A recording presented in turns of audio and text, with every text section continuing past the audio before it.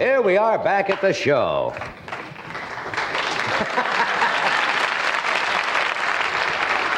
This crowd is just feel it. Yeah, just feel it out. I want to see if anybody else is going to applaud. Then they'll go. I pronounced one of our guests, the young gentleman from England, who is quite a singer. Very exciting that you will see tonight. His name is Gordino. I said Giordino. It's Peter Gordino. Gordino. He has 4 lovely young girls with him tonight that are going to dance. Yeah. Nice production number here tonight. I saw one in makeup. A comely lassie. Blonde of coif. Rather clever of figure as well. Oh, yes. Doc's going to be appearing this Friday, Saturday, and Sunday. Like you didn't know. Up at Magic Mountain. Yeah. With the Now Generation Brass and Today's Children, with the whole show. That he has successfully taken around the country and made a bundle with. I'd like to mention that I'm going to be playing at Buffalo. What? It'd be nice if you'd mention I'm going to be at Melody Fair in Buffalo this weekend with my act. You'll be in Melody Fair in Buffalo. New York? Buffalo, New York. Yes, they haven't moved it, have they? No, Buffalo. You're going to... What are you going to be doing this weekend? Well, now that you bring it up, I open Las Vegas Saturday night. Well, did you know that? We can mention all that. I do. Freddie DeCordova will be back here. Right. No, we open for 2 weeks at the Sahara Hotel Saturday night. You're going to be in Buffalo, Doc. It's nice, everybody. Nice to know we're all working. Did you see the Patsy Awards last night? No. They have a show, I guess it's televised nationally, called the Patsy Awards every year, where they give awards to outstanding animals, which strikes me kind of funny. I don't know why. That have been in motion pictures or, I guess, television the past year. And tragedy struck last night. I don't know whether you knew it right afterwards. Well, Ben the Rat won. Did you know that? Ben the Rat won an award. Whoa. And before he could accept, Morris the cat ate him. And then Morris was chased up a tree by a dog by the name of Farouk that also won up. The whole thing was a shambles. Betty White and Alan Ludden cried for a couple of days and just dissolved on them. Billy Graham, I like to count as a good friend. He certainly needs no laborious introduction. For the past, I guess, almost 2 decades, he has brought guidance and comfort to many, many millions of people of all faiths. Would you welcome, please, evangelist, author, educator, Dr. Billy Graham. Well, that was quite a monologue, and I appreciated one thing about it. You've been reading the Bible, I see. Occasionally. You knew about the commandments. Yes, I know. You know, I would sound awful, but if you ask me to name all 10 of them right now, and this probably sounds terrible, I would probably leave one out somewhere. Oh, I think you could think of all of them. Yeah, because all of us have broken all of them. So I think we could figure them out. Do you think everybody... Everybody has broken every commandment, yes, sir. The Bible says if we break in one point, we're guilty of all. Oh, I see. And then when Jesus came after Moses, he explained that the 10 commandments can be broken in your heart by thought and intent. So in that sense, we're all guilty, and that's the reason the Bible says that everybody's a sinner. Even Ed is a sinner. Well, that comes as quite a surprise. They could add, if there had been room on the tablets, they'd have put 4 more commandments on for him. Are you able to quote? I'm sure you are. I know some people who have memorized the entire Bible. I'm sure you have. No, I have not. Run across people that can do that. I have memorized parts of it, but I met a man in Africa, an African in Nigeria, about 15 years ago, that had memorized the entire New Testament in 2 languages, English and his native language.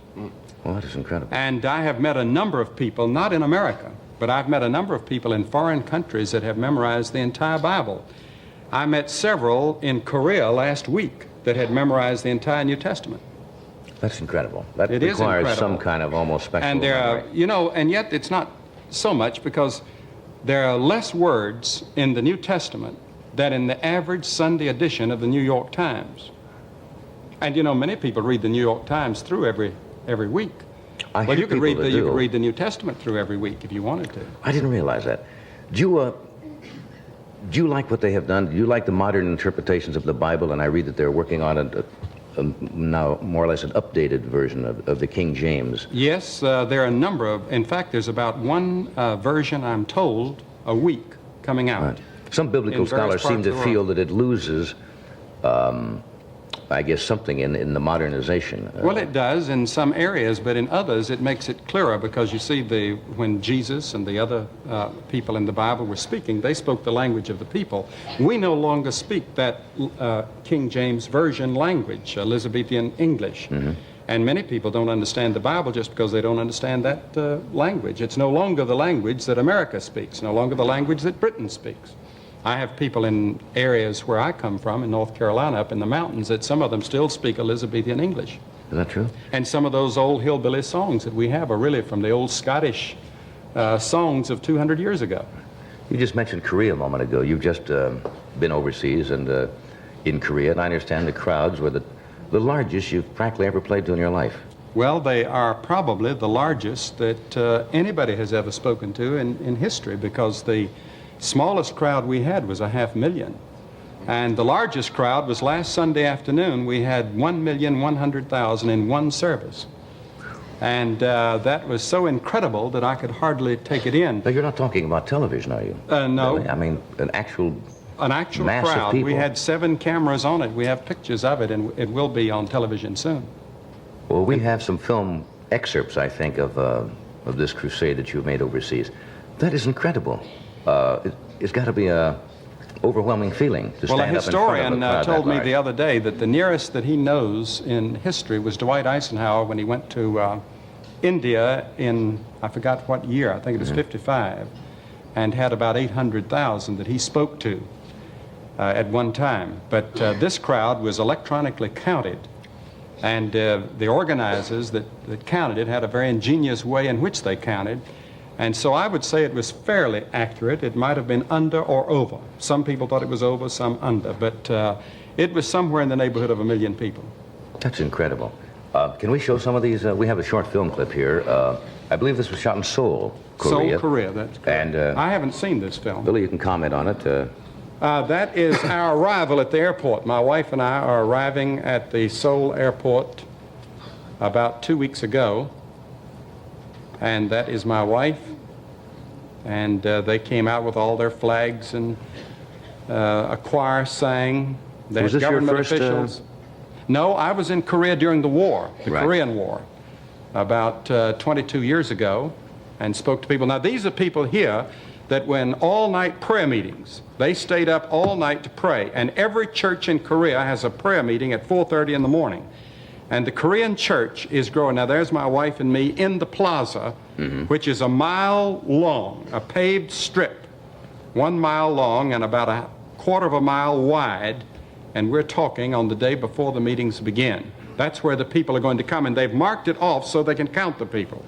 You see, each area there seats 4,000 in each square, and they marked it off so they count. Now, this is the last day where the 1 million people, now it fades into the background, the millions. They're in an airplane taking this quite some distance I can see the up. crowd right in the middle. And these are the people gathering. They started gathering several hours early, and in fact, many people were there all night. Thousands were there all night, spending the night so they could get a front seat. And they sat so close together. These are the people still coming together. And it was a fantastic sight for us. I had never seen so many people together anywhere, of course, in the world, and it was very much like talking on radio, because the people couldn't see me, and all I could see was a mass of faces, and that goes on for 1 mile in each direction. Is that the interpreter now? That is the interpreter. I say a phrase, and he says a phrase. I say God is love, he said God is love. I say God is great, he says God is great. And we go 1, 2, 1, 2, that quick. And he is very fast and very good. And the people listened, and they responded. And as I said, the church in Korea is growing 4 times faster than the population. Now, there I am leaving by helicopter, and they are waving goodbye to me with their programs. Look at that. 1 million people saying goodbye to us. That is a very moving incredible sight. scene. That's an incredible scene.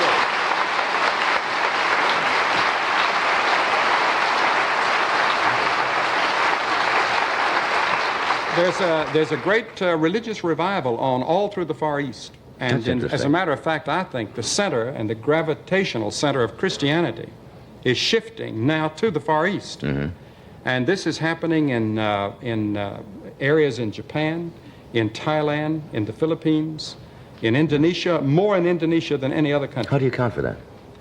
Well, Christianity began in the Middle East. It went to North Africa, then it went to Europe, then it shifted to America in the last century, and now it's moving to the Far East where it's never had much of a grip. Well, they say history runs in cycles, and they're like all major countries have their particular decade or That's right. generation, and it revolves in kind of a historical cycle. Well, my wife was born and reared in China. That's what I heard. And she had never been back to the Far East since then, since she was 17. And it was a very moving experience for her. She went to school in Korea, up in the North Korea, in Pyongyang. And it was a tremendous thing to see those people and the dedication and the discipline. They study. They get up early in the morning to pray. There are 1,500 Protestant churches in Seoul alone. And it's unbelievable what's happened in the last 5 years. It was an incredible film. Let me interrupt for a second. Forgive me, but we will be right back after this word. Welcome back. We're talking with Dr. Billy Graham. I always look forward to your visits on our show because I feel I can ask you questions, personal questions, which I'm sure a lot of people would ask around the country, and I always try to project myself and what you must be asked as you travel around. Do you ever think about death at all? I mean, does any fear of it? You read about so many people nowadays that seem to be so uptight about it, and I saw a program the other night about it where doctors were trying to prepare. Doctors had no preparation in how to treat patients that were, for example, terminal, and they found that people went through various stages about death. But I wonder, as a healthy man, we all think about it occasionally, but I wonder if you ever think about it and have any fear of it. I think we think about it a great deal, Johnny, more than we admit, because the University of Louisville did a study some time ago of university and college young people, and the number one subject that they think about between the ages of 18 and 22 is sex. And I believe it was about every 3 to 5 minutes they think about sex. And then the second time subject, interval has broadened out since I was in school. the second subject that they think about most is death. And that comes about every 4 to 5 minutes. A person at that age level thinks about death. That's incredible. And the suicide rate, for example, among students, as you know, is very high throughout the world, in Japan or in Sweden or in the United States, all over the world. And young people do think about death, as well as older people. And it's going to happen to all of us, and yet we hate to face it. And I think that the subject of death has been suppressed in our generation, very much like sex was in the 19th century, the discussion of it. We buried it. We made out like it didn't exist. Well, I got in some trouble a few weeks ago because with the morticians around the country, because I was talking about death and the fact that we tell children that the grandfather has just gone away and he is sleeping and so forth, rather than telling children exactly what does happen and about the high cost of funerals and the pomp that goes with it, and they kind of got on me. But you know, the fear of death is gone when a person, when I found Christ as my Lord and my Savior, the fear of death was taken away, and now I'm just as certain that when I die, that I'm going into another world that's just as real as this one, that it's helped me to face life here and now. That was my question. What do you envision after That's right. Well, I envision heaven. And I'm not going there because I've preached to a lot of people. I'm not going there because I've read the Bible. I'm not going there because I'm good. I'm going there because of what Christ did for me on the cross. I'm saved by the grace of God. Now, the word grace carries with it the idea that I don't deserve it. I can't buy my way. I can't work my way. I'm a sinner, just like you, and just like Ed. And you folks. Excuse me for interrupting. It's terrible. I hate to stop when we're just starting here, but please stay with us, and as soon as we get this out of the way, we'll come back and continue. And now a word from Doc about the American Motors Gremlin. Welcome back. We're talking with Billy Graham. Well, you were right in the midst of talking about when people die, rather than use the euphemism passing away or gone to your just reward. The correct word is die. So you have no fear because you've accepted, you said Christ is your Savior, and you have absolutely no fear. But when you said, and I think it may sound like a childish question, but I think even adults ask themselves, you envision life somewhat as it is here on earth, and that's very difficult for the average person to visualize at all. I think that's the only thing, the only point of reference really that we have to go by is on earth, because we don't know. The Bible teaches that we are going to have a body, and it's going to be a body like that of Christ. The Bible teaches that the ultimate goal of the true believer is going to be a place called heaven or paradise.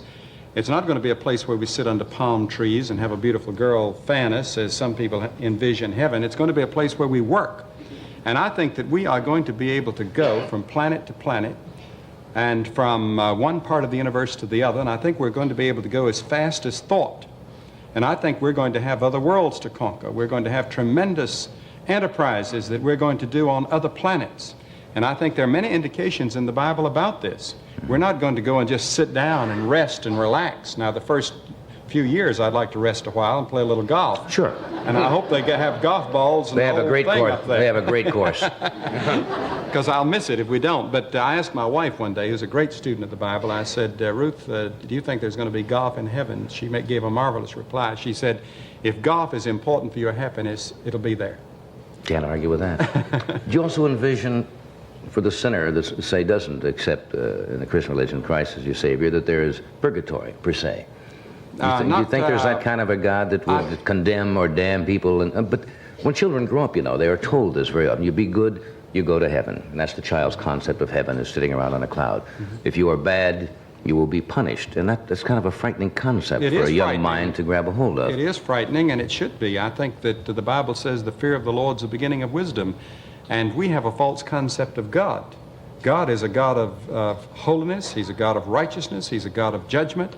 And a person who faces Christ straight out and deliberately rejects him, that person is in a totally different category than the person in the middle of China that never had a chance and never heard. The person who deliberately rejects is going to pay a fearful price. Now, Jesus used a number of words to describe it. So does the Old Testament. The prophets used it. It's called punishment. It's called condemnation. It's called Hades. It's called all sorts of things. Whatever it is, and I'm not prepared to say what it is, but what it is, it's separation from God, and that in itself will be hell. Because you take in this life, if you live this life totally separated from God, from all love and all joy and all peace and all satisfaction, that would be hell in this world. So in a sense, the person who doesn't know God here is already in a sense in hell. Mm-hmm. And that will be extended into the future life, according to the Bible.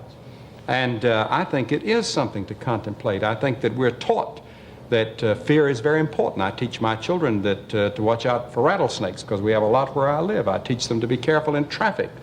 My son flies an airplane. I always say, be careful when you go up there. I want him to have a certain amount of tension and fear as he's flying, mm-hmm. so that he doesn't have a wreck and kill himself. And there is a legitimate fear. And I think we should face squarely who God is and what he demands of us. Do you feel sorry for people who espouse the atheistic philosophy and live their life and say, all right, I'm not rejecting God, they just live their life as if God does not exist, and they go their way and do their thing? Well, I would, 99% of the American people say they believe in God, mm-hmm. according to the Catholic Digest. But there are millions of what I would call practical atheists. They say with their mind they believe in God. Something inside says, well, there must be a God, but they live as though there is no God. Mm-hmm. And so in a sense, that is a form of atheism. And to those people, I think that's a very dangerous life. Yeah. Can I ask you a personal question now? And I'm not asking this as a shock value, because I'm sure as someone who goes all around the world, you're from that. Have you ever seen an X-rated movie? I don't mean that to put you on the spot, but it's so much in the news, and it has so much to do, a lot of people think, with morality or a lessening of morality in the country. And I just wondered, as somebody who preaches the gospel in your line of work, that you would have to see it to be able to be informed. Well, I have seen several R-rated movies.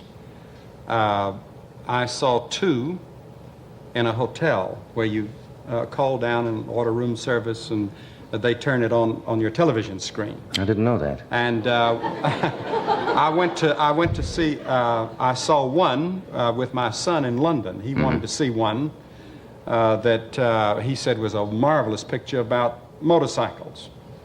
And it was called The Mechanic. I found out that it had nothing to do with motorcycles.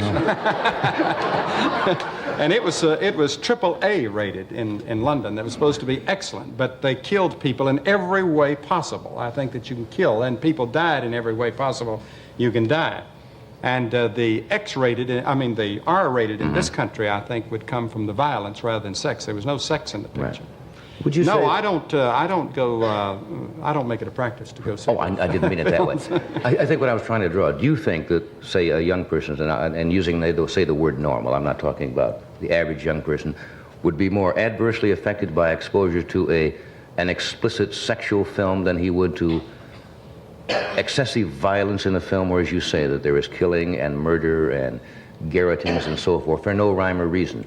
Which of those do you think would affect him or harm him the most? Do you think? I think both would harm him. I think that I wouldn't be prepared to say which would be the worst. I think the violence that we're seeing in some of our pictures today is having a devastating effect on people. It can't help but have it. I think that we're seeing it in the generation that we're growing up in today. This is the first generation that is a television-reared generation. Now, this is not against television. Right. I'm for television. I use television. It's the greatest means of communication we've ever had. But just like atomic energy, you can use it for good or you can use it for bad. And I think that a great deal of what we see today, especially in the motion pictures, they're trying to get more pornographic and more violent to attract people back to the theater. But I think that we have seen in Sound of Music or the Walt Disney films that you can make great motion pictures and make a lot of money and be clean. And I think that there is a swing back in that direction. I was reading the other day, I think it was Frances Langford or some former film star who said that she wasn't going back to see any motion pictures till they cleaned up. And I think that when we say clean up, we think in terms of sex, but I say in terms of violence. Right. The violence, I think, is helping to create a great deal of the violence in our society. And I would like to see some good, clean, honest, great motion pictures like we used to have. Yeah, maybe it'll come about. I hope.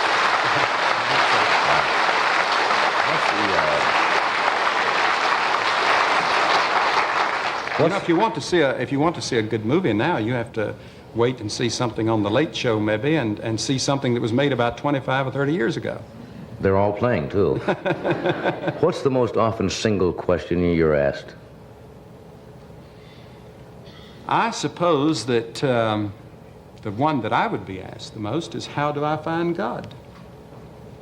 I think that more people write me or ask me that question than any other question. I would say the greatest problem people write me about is loneliness. I think loneliness is probably the greatest problem in America as far as the psychological problem that people face. From both young and old? From both young and old. You can be lonely in a crowd, and psychologists have begun to call it cosmic loneliness. In other words, I can be in a party, having a big time, and all of a sudden, for just a moment or two, there sweeps over me a sense of loneliness.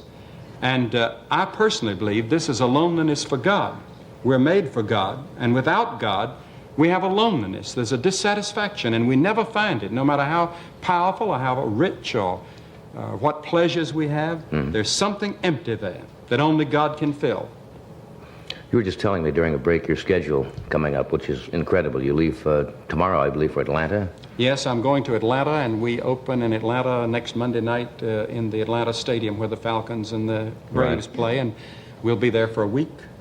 And then I go to Minneapolis for a crusade in the fairgrounds, and then I go to Israel and to Jordan, and then to London for a crusade in August, and then in September in the University area of North Carolina in the stadium, and then to St. Louis, and so on and so on. Just fantastic. Well, I hope between one of those trips you will drop by and see us again. And sometime we'd like to have you and Ed come to one of our crusades. We could probably use it, Billy. Badly. Get us before it's too late. Thanks for being here.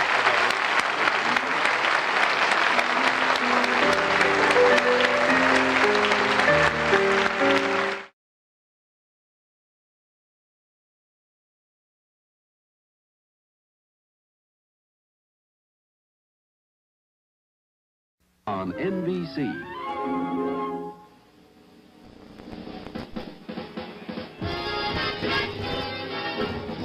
Live from New York, The Tonight Show, starring Johnny Carson. Johnny's guests tonight are Woody Allen, William Walker, Gila Golan, Criswell, The Muppets, and live visits to Times Square, welcoming in the new year Jessica Tennyson with the NBC Orchestra and me. I'm Ed McMahon.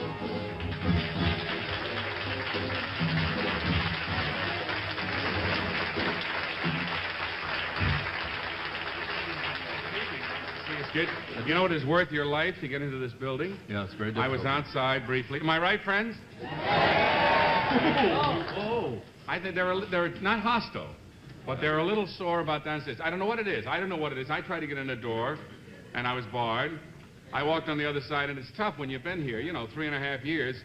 You walk in, and the guard says, "Who are you?" Yeah. I mean, it gives you a funny feeling, really. But so I know how you feel, friends, and we're sorry that you were detained downstairs. But there was some problem in the building. They could not allow the doors to just be open as they normally would for some vandals or something. I don't know. So we'd like to apologize for that. Remember last and I year? didn't get a chance to see you. Yeah. And I don't mean to interrupt, but all day I've been trying to see you. I have a bit of a problem. I have some guests in town tonight. Yeah.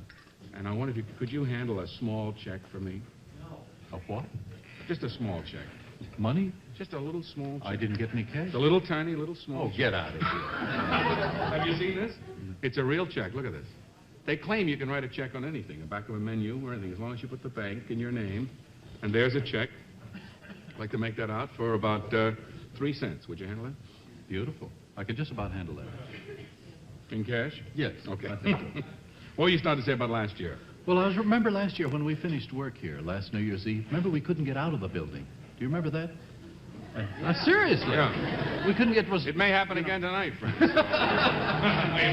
We may be locked here all night. I don't know. 1:30 or 1:45, and none of us could get out of here. Something must happen. There must be a reason, because every night you can come in, all the doors. Tonight, every door was closed, and you had to go through a certain system. Just security for our Prince John. Was it to protect our prince? Yes, it's to protect our prince. They have soldiers downstairs, and the drawbridge is up. Really? Are the sharks in the water? They're in the water, boy. We go to great lengths here to protect our star. We want nothing to happen to him. May I play Gitch has got 2 children to get through college. I have 4. We want everything. Our star must be protected at all times. We must be careful about it. May I play some music for the festivities that will later proclaim the heralding of our prince? After that, you'd have to. I leave everything to you, sir. He loves the German polkas. He does? He loves them, so I got one from Liechtenstein. You're kidding me. I'm not kidding. Oh, wait till he gets hold of you. And...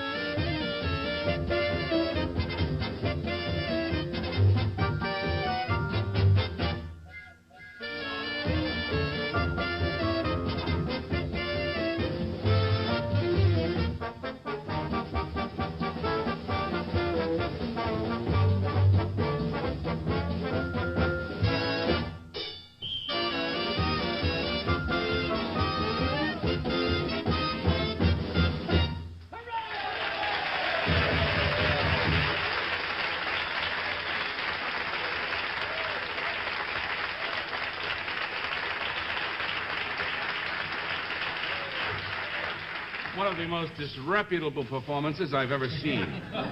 begging the question like that with that hokey whistle and horn. The hokey polka. You shouldn't start out the program with a hokey polka. It's written that way. With a whistle like that? Yes, of course. That appears in the music? That's called traps, yes. He says it with a straight face, man. Johnny Carson will be here very shortly. He's on his white horse outside. He has a said big it, John. spear. I didn't say one word, John. He was doing all the talking He has a about big that. spear. He was saying all those bad things about you. I'm your pal. He has a all the lace time. collar on. He was the one that said that, John. We'll be back shortly. At least I will. I don't know about him. Johnny Carson will be here. Please stay tuned. This New Year's Day, NBC is a panorama of spectacle and sport, starting Saturday morning at 10:30, 9:30 Central Time, with a fabulous Orange Bowl parade in color direct from Miami. Immediately following, the scene changes to Pasadena, California, for the world-famous Tournament of Roses, the queen of pageants in color. Then it's kickoff time for the great bowl game. First, Missouri versus Florida in the Sugar Bowl. Next, Michigan State battles it out with UCLA in the Rose Bowl.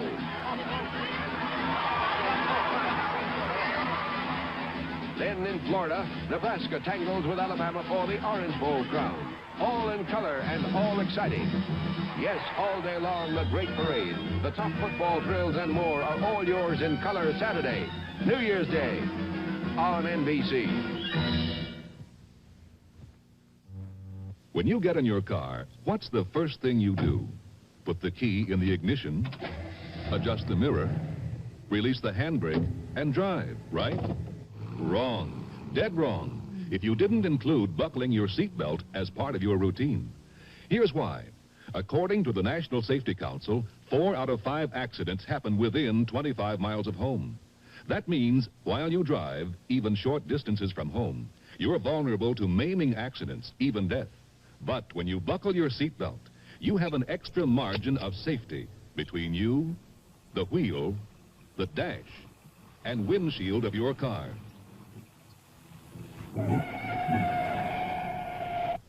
See what we mean?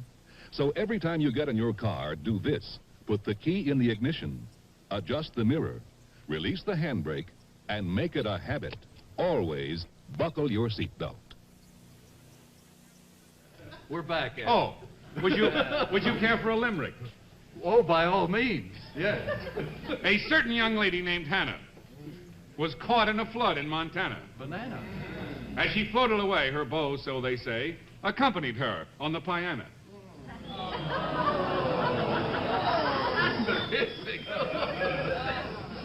I have nothing to do with the security of the building. If they won't let me in, it's not my responsibility. Yes. There was a young fellow from Fife who had a big row with his wife. He lost half his nose, 2/3 of his toes, 1 ear, 7 teeth, and his life. Perhaps music would be more in keeping. What do you have to... You can announce the selection. It will take a minute or two.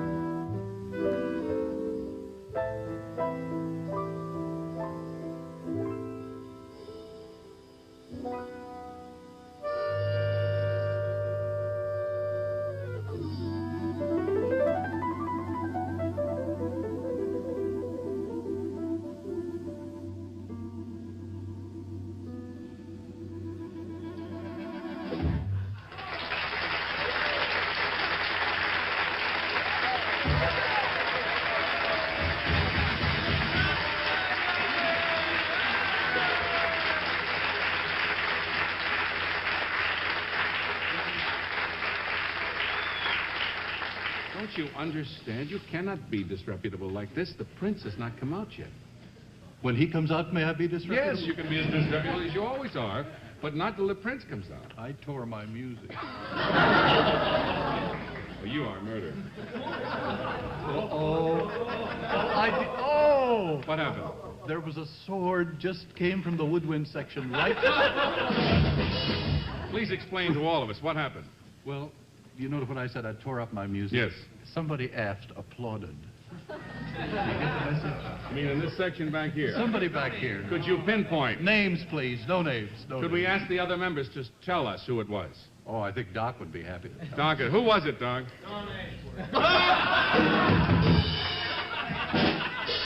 Don Ashworth, please stand. No. Anything Don Ashworth says is all right because he's a sailor. He's a sailor? He's a sailor. That gives him some special validity? He's a drunken sailor. No. Would you like to try one more limerick? Prince? Oh! No. Yes. Wait. Perhaps if I frame it a little, how would you like to hear the last limerick of 1965?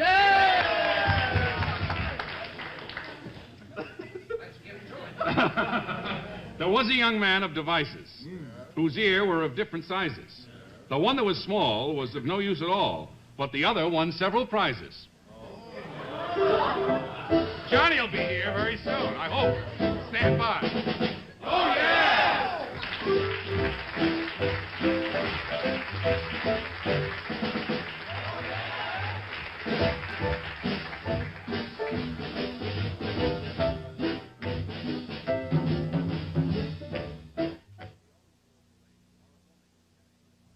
See the Orange Bowl Parade tomorrow morning at 10:30, 9:30 Central Time.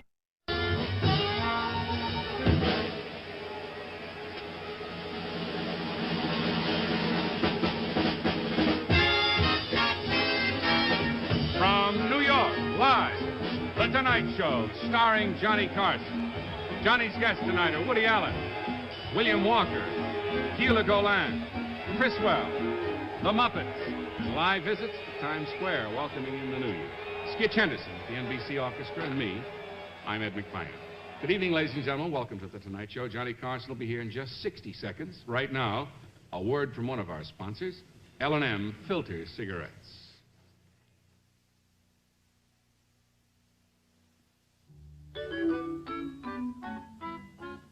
Come on over to the L&M side. Come on over for the taste of it. Come on over, you'll be glad you did. Come on over to the L&M side. The L&M side is for people who want taste in a cigarette and plenty of it. Come on over to the L&M side, just for the taste of it. Venez tous du côté L&M. Venez-y comme tous les gens du goût. Venez donc, vous serez contents de vous. Oui, venez tous du côté L&M. Come on over to the L&M side. Just for the taste of it. And now, here's Johnny.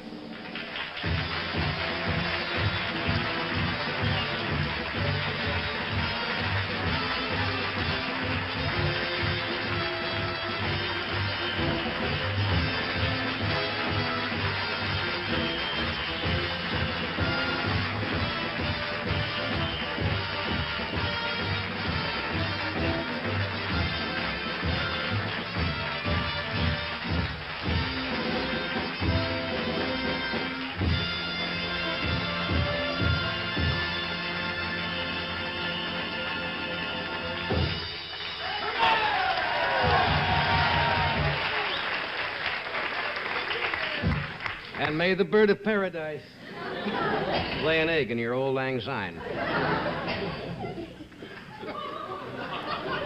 All together now, ready? Real quick. Peter Piper picked a peck of pickled peppers.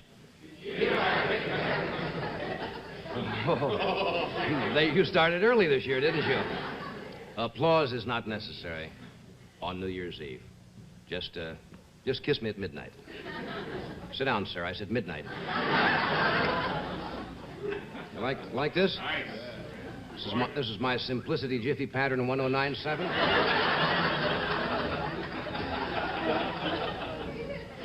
I'm Johnny Carson, and I say that because the tuxedo fools a lot of people. Really, last time I wore this, remember? Some months ago, little old lady came running down the aisle, saying, "You're riding high now, you punk, but when Palachi squeals, you'll burn." You see, what? Little old lady said that, yeah. Our orchestra? Yeah. Now, you see, they are not used to wearing black tie. Once a year, they get their tuxedos out, and it was dangerous tonight. Because in the first 15 minutes they started to play, 150 moths came out and flew right for Ed McMahon's nose. They're attracted. Now, Skitch is different.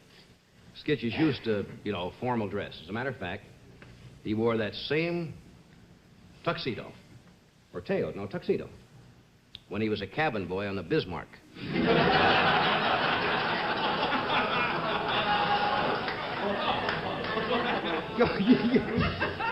Our show is live tonight.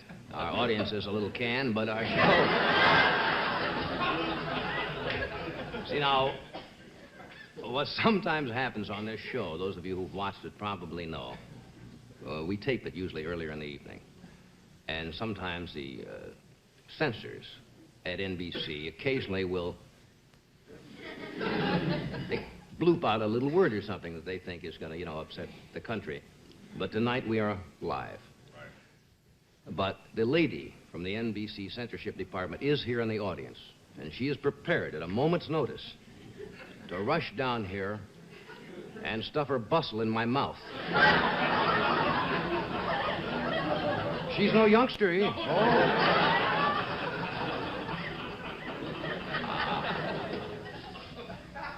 It's hard to believe. Another 27 minutes, and my Playboy calendar is shot.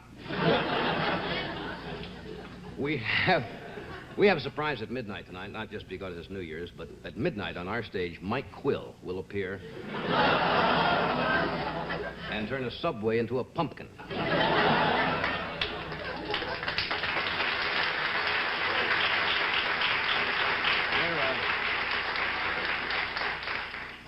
Mayor-elect Lindsay is taking a very positive view about it. He'll only have been mayor 5 hours, but he already has developed the world's largest fallout shelter. The subway system, you see. You folks at home probably wonder why we're not using a live audience.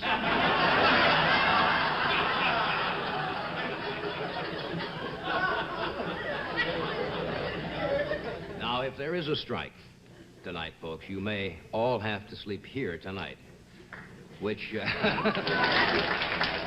may be the highlight of the evening's entertainment since we only have one pair of pajamas. So I'm not going to kid you this year. I kidded Ed last year. We were live also, and I kidded him about having maybe one or two too many. I mean, after all, anybody has trouble, undressing, the morning after. But above and beyond that, there are not many people who do it in the Holland Tunnel either. We're going to switch to Times Square later on. Yes. Ben Grauer is on top of the Astor Hotel. Ben has been there since last New Year's Eve. He has a little Quonset hut, and Ben just moves in, and we send packages over during the year. Well, we'll cut over there and see what's going on in Times Square in New York. And I know you're in a good mood because it's New Year's Eve, and I peeked out through the curtain before I came out here a few moments ago, and I saw a man in the back there with swinging one of those noisemakers. Then I looked a little closer, and he had his wife's dentures on a swizzle stick. It's a hot group tonight. We have Mr. Woody Allen, we have William Walker, Gila Golan, we have Criswell will be here prognosticating for us tonight. Really? Yes, he's going to predict. The Muppets are with us, so it looks like a great show. Thanks for dropping by, and we'll be right with you in a second.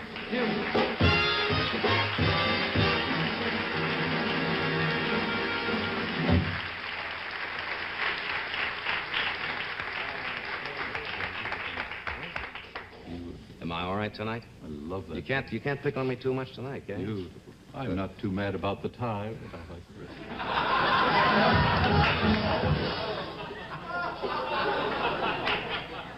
It's a nice outfit he has. Got 9 pair of pants with it and a whistle.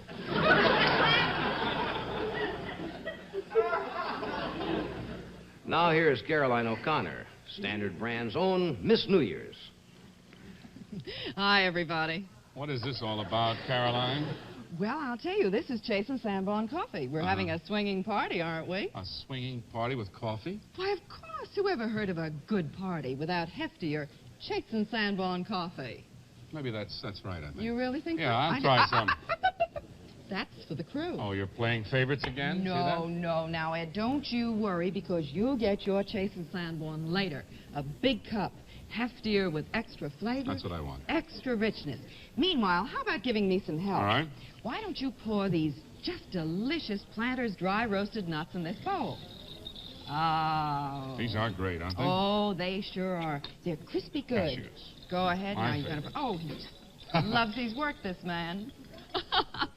That's wonderful, you know. They're just so dry to the touch. Mm-hmm. See? They are, really. You know that? And so light to the taste. You know, dry roasted means they're made absolutely with no fats or oils that add calories. Are you trying to tell me something, dear? Oh, no, Ed, I wouldn't do that. I'm just reminding everybody the best of parties are even better with heftier Chase and Sanborn coffee and Planters dry roasted nuts. I don't know how many years Ben Grauer has been singing the New Year from Times Square, but I know Ben Grauer has been in this business long before a lot of us were even around, and he is one of the great announcers. He's been with NBC for years, so we're going to cut over to Times Square to see what's going on over there. So, Ben, if you can hear me, we have no communication directly outside of, I assume they have a monitor on top of the Astor? Yes, they do. So, Ben... Many things. Yeah. How are things over there, Ben? Can you hear me? I hear you fine. Hello, Johnny. I hear you fine, but I can't believe it. Is this New Year's Eve? I left Beverly, Wilshire Boulevard today, really, to come here to the cold east. And it's colder there than it is here. It's 60 degrees, and this is, without question, the warmest. Well, no coat, no gloves, the usual muffler. The crowd has assembled earlier this year because, well, I don't know, maybe they just feel hopeful about 66, about the peace talks that are going on, or the good weather's brought them out. But you can look way down there to 40th Street and way up there to 48th Street, and it's solid with people. Right now, you're looking at the Allied Chemical Tower. We used to call it the Times Tower, the venerable building of the New York Times, where 60 years ago, the first sphere dropped down to indicate the passing of the old, the beginning of the new. There's the ball at the top. See it right there? Well, that ball will start dropping at 11:59, Johnny. And when it hits bottom, it'll be 12 straight up. It'll be 1966. It'll be the year of no more cabaret and theater tax, and the year of higher Social Security tax. So it's 6-1. There's the situation here. Oh, crowds. I would say that by my ear of an eye of 20, 25 years here, that there are 700, 800,000 people. We've had it as low as 400,000 and as high as 1 million right after the war ended. This is going to be a big, big show here in Times Square. I know all your friends will want to stay with it. There's the story, Johnny. Back to you. What Ben say? It's rough to hear with those people. It is. They have more people there this year, I think, than they had last year. You said they gathered earlier. I guess the weather that's so nice here. It used to be called the Times Building, and is now the Allied Chemical Tower. One Very of the brand pretty new building. buildings here. Well, we're going to go back. I can still hear them coming through something here. There they are. Ben's got absolute control. He just goes like that, and they stop. We're going to cut back to Times Square in a couple of seconds, but we thought... What? No, I'm just thinking. We thought tonight, since the New Year is only about 17, 18 minutes away, that we would invite a gentleman who has been with us before. He always entertains us with some of his startling predictions. So we thought we would get a jump on everybody and find out what Criswell will predict for 1966. Would you welcome Criswell?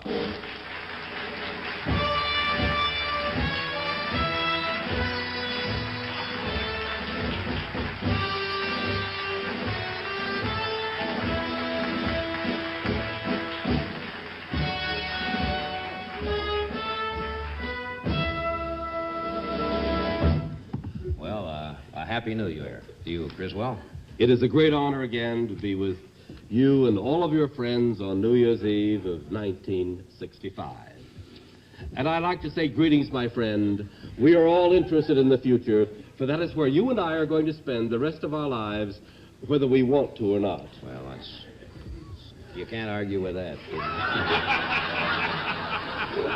My first prediction is that I predict that the year of 1966 will be a year of tricks, deceit, and deception. 1966. He knows. Yeah, he knows. And Art Stark has been working on his expense account already. I think it's got to be a bad year. Excuse me, I don't mean to interrupt here. I further predict that many executives will go on strike in protest against the many new union regulations. Well, what kind of executives? Just executives in general? The average executive, yes. All right. Have our NBC executives gone on? No. They were protesting last week, remember? Were they? They burned their washroom keys. Oh, yes.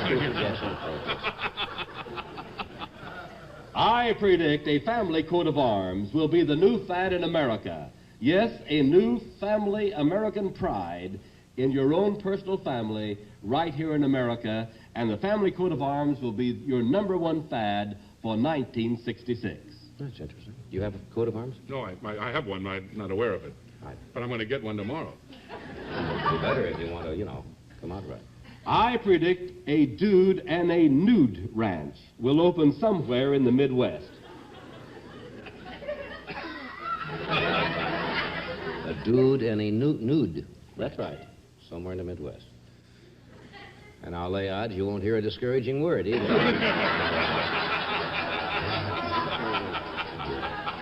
I predict that 10,000 doctors will refuse to practice under Medicare and be replaced by doctors trained by the Pentagon. Oh.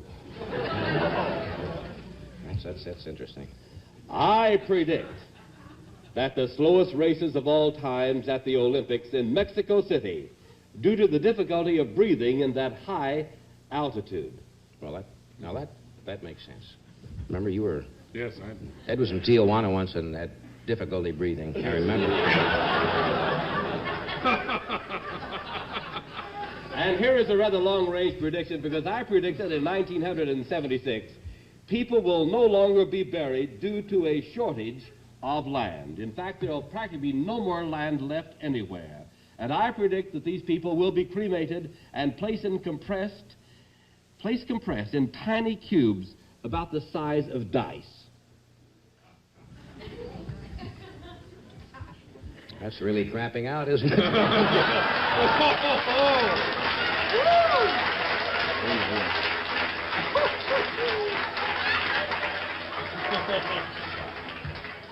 I predict that within 2 years, there will be the discovery of people living inside the Earth at the North Pole. Didn't somebody write a book years ago with that theory or something? That there were people... Admiral Byrd, yes. And it will be proven in this year. No, there was a book written. Yes, definitely. About Byrd had made a discovery because they saw vegetation up at that part of the country and that there was supposed to be an opening in the... up around there, and people actually live inside the Earth. A whole racial strain completely disappeared in North America, and that is exactly where they think they have gone, beneath the North Pole. Oh, my gosh. I predict that America will reach the highest point of prosperity in March of 1966. And I predict a women's professional football team next season. The Cleveland Beiges. Great team. In fact, I stake my professional reputation on that very prediction. Well, that's going out on a limb. I predict. I predict that rings in the nose will come into fashion in 1966. Well, have you seen men wearing rings already in their ears? Oh, yes. So, is this for men or women or? Both. Both. I regret to predict an invasion of flying cockroaches on the West Coast.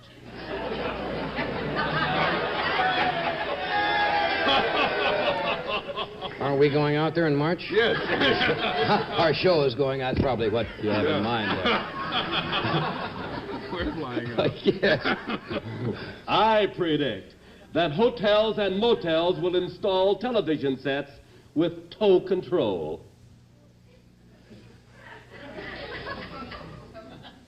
With toe. With toe, with your toe. Control. Save time, I guess. I predict they will discover that one of the 5 Great Lakes is slowly emptying out and will dry up completely. Well, that would be a big problem, wouldn't it? Sure would. You don't want to can't mention the name. No, I can't mention the lake. All right. But actually, it is slowly emptying out. And I predict in the field of science and nutrition, there will be 3 new wonder foods. Number 1, it is a food that will make people honest. Number 2, it will be a food to make you forget. And number 3, there will be a food to make people more considerate of each other. Sure.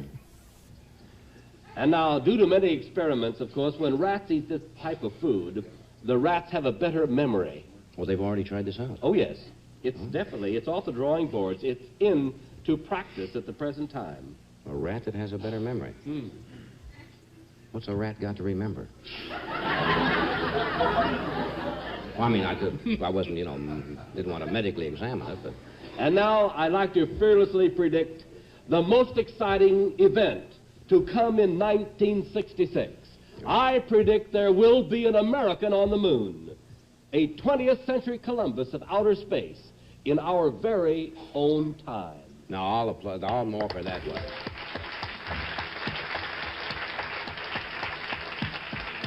Well, Criswell, I thank you for being with us again. Thank you very much. I'll look forward to those predictions. And I hope to see you in California. We'll see you out there in a couple of months. Thank you very much. Thank you so much.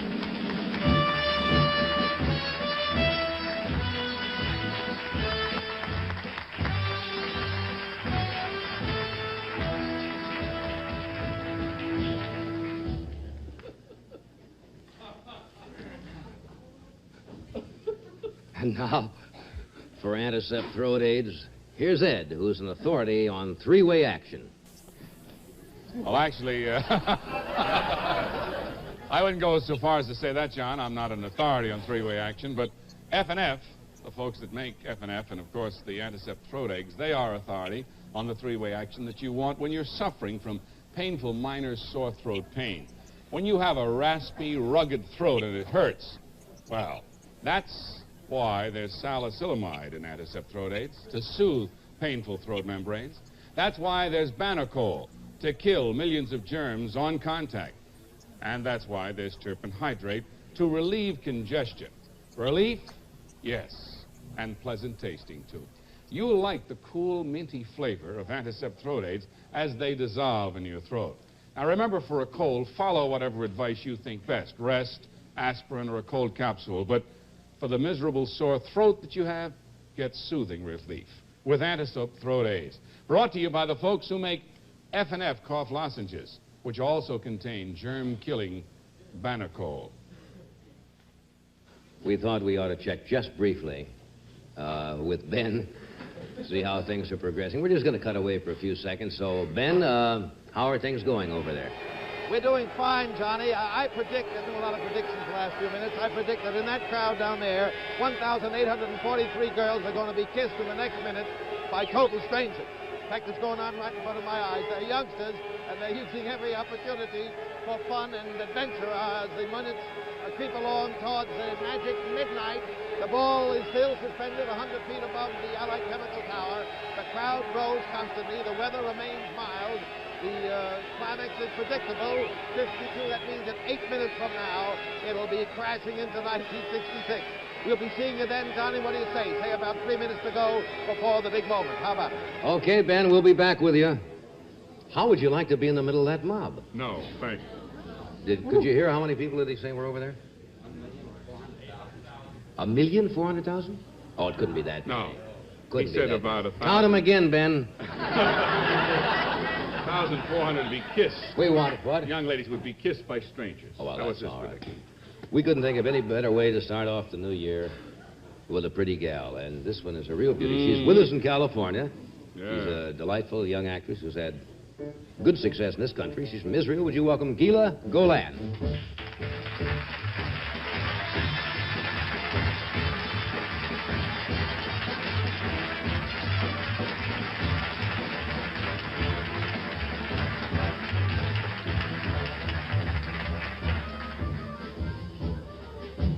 That stuff comes right off, doesn't it?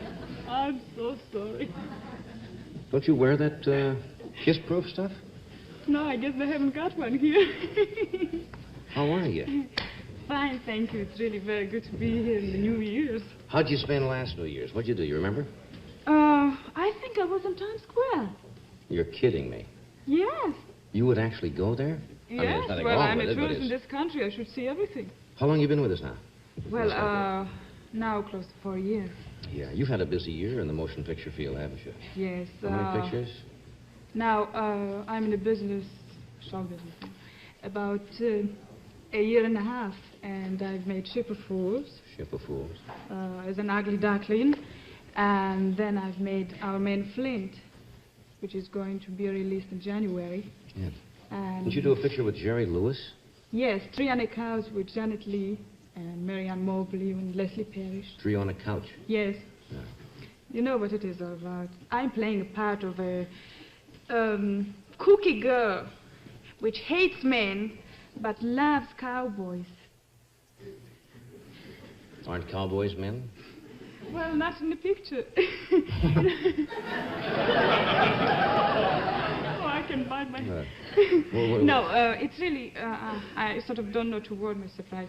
But it's, according to the picture, I was hurt by a man that portrayed a cowboy. But as a foreign girl, I admire movies, American movies, with cowboys and strength and all that. I think I got it. I'm not sure. You ought to be with Ben tonight. I can't understand. We'll be right back. A word from your local station.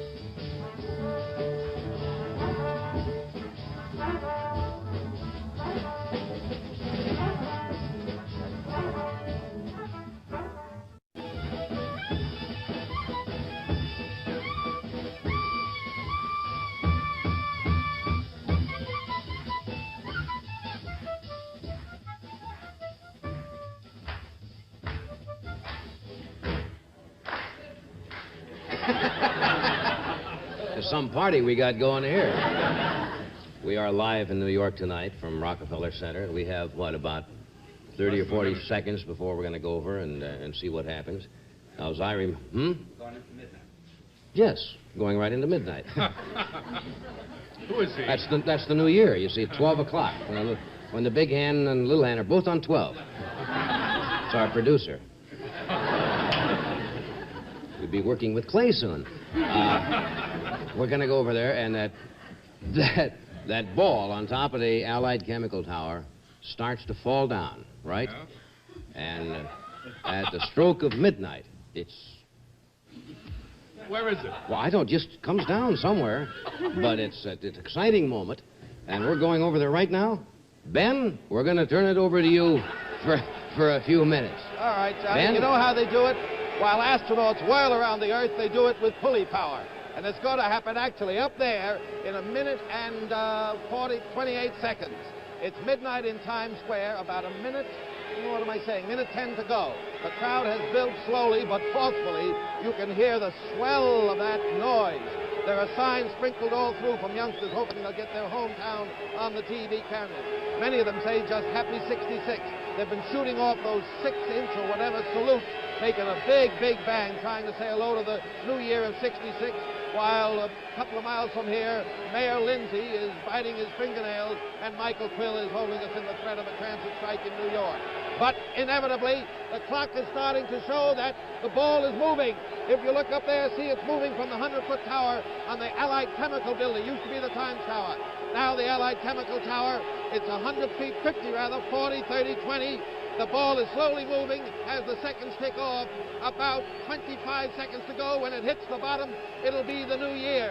And from Presque Isle in Maine to Mel Sinfilia in California, there are wishes for happiness across this broad land in the new year ahead. Just a few seconds to go, and then 2,000 watts in 8 bulbs means 16,000 watts of happiness for the new year. 7 seconds, 6, 5, 4, 3, 2, 1. Happy New Year!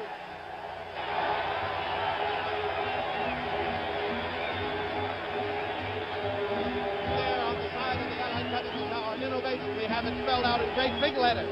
Didn't know about that, 1966. So there's the end of the year, which was featured with the escalation of the war in Vietnam and the Dow Jones hitting a new high, just 30 points short of 1,000 just today. Boom at the home front, increasing war overseas. Maybe this crowd feels and senses that there's, besides the warmth and good weather we're having, a sense of hope as Harriman and Kohler and Goldberg scurry about the world on the peace offensive. And the year that's going to bring us, incidentally, no more taxes and cabarets and theaters and an increase in Social Security tax for Medicare. So take it or leave it, you've got the new year of 1966. And here in Times Square, the traditional crowd, which had been building up to maybe 700,000, one of the biggest we've seen in years, just like the lemmings of Norway, is scurrying off to their homes, their parties. They may have a transit strike. Some of them may be footsore and weary. We don't know the story on that yet, nor does New York's newest Republican mayor, first in 20 years, Lindsay, know. Meanwhile, Mayor Wagner, who's seen 12 of these, is basking in Acapulco. We wish him a happy year, too. There's the story in Times Square. To you, Johnny Carson, and to all your friends. This is Ben Brower saying the very best to you in this new year as we look at this annual renewal of one of the amazing spectacles of American life. Why the young people, most of the young people, gather here in this triangle made by 7th Avenue and Broadway, we don't know.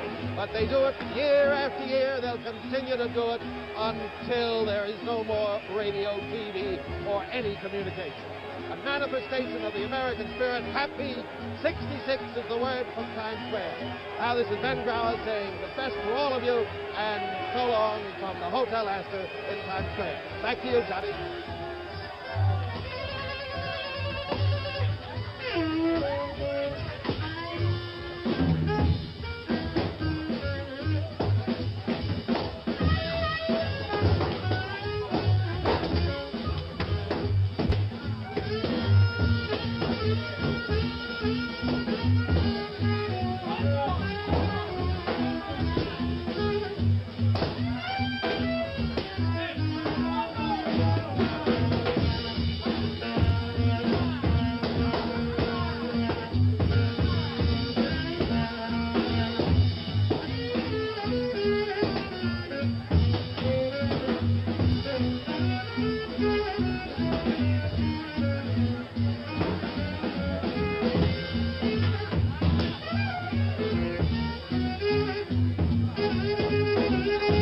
We'll be right back. Here's the word from your local station. We're coming back.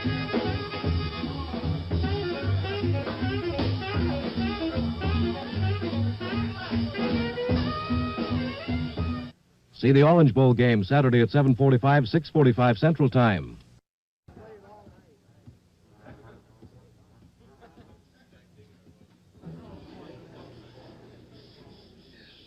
What a sloppy bunch of dancers we've got.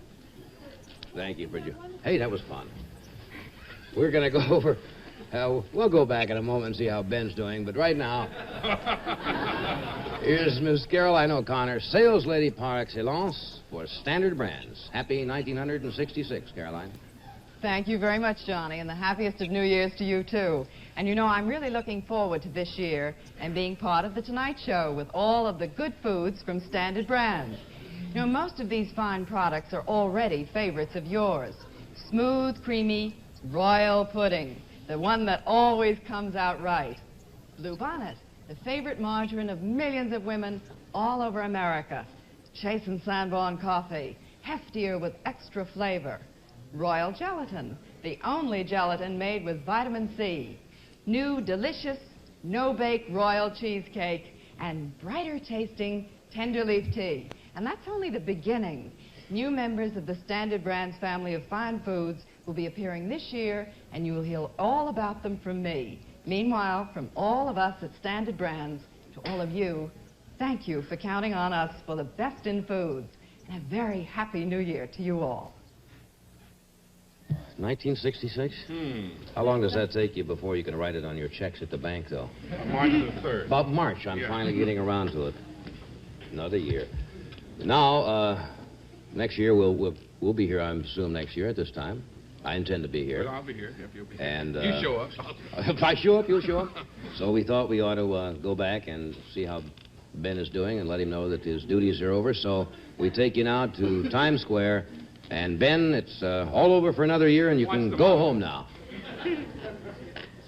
There.